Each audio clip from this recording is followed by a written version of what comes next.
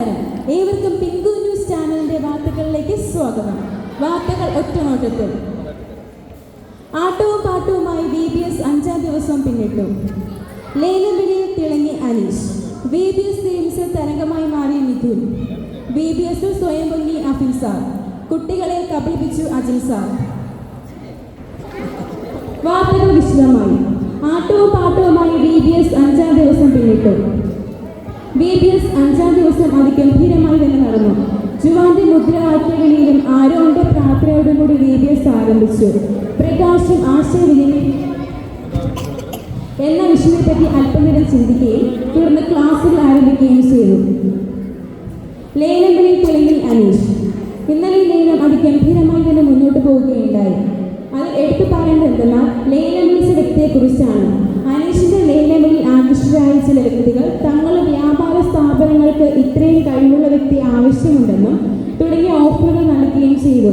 അനീഷിന്റെ ലേലം വിളി കാണികൾ വളരെയധികം കൗതുകം സൃഷ്ടിക്കുകയും ചെയ്തു. VBS ഗെയിംസിൽ തരംഗമായി മാറി മിഥുൻ. ഇന്നലെ VBS വെള്ളംകൂടി മത്സരത്തിൽ മധുരമില്ലാത്ത കട്ടൻ ചായയും 5 പൈസയ്ക്ക് പോലും ഉപകാരമില്ലാത്ത ഓട്ടോമിയ സ്ട്രോയും ആണ് നൽകിയത്. ഇത്രയും നാൾ വെള്ളമില്ലാത്ത നാട്ടിൽ താമസിക്കുന്ന മിഥുനെ വെള്ളം സൗജന്യമായി ലഭിക്കുന്നുവെന്ന് അറിഞ്ഞതിനെ തുടർന്ന് VBS ഗെയിമിൽ പങ്കെടുക്കുകയും 1-ാം സ്ഥാനം നേടി ടീമിനെ വിജയിപ്പിക്കുകയും ചെയ്തു. ഒരു ഇടവേളയ്ക്ക് ശേഷം വാർത്തകൾ ആരംഭിക്കും.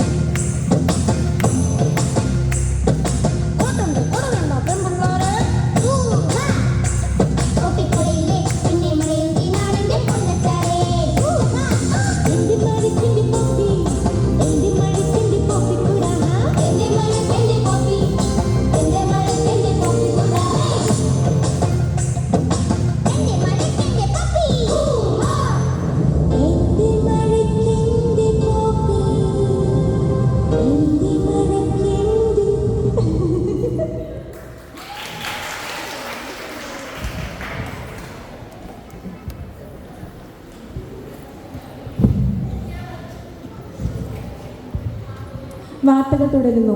VBSൽ സ്വയം ഭംഗി അഫിൻ സാർ.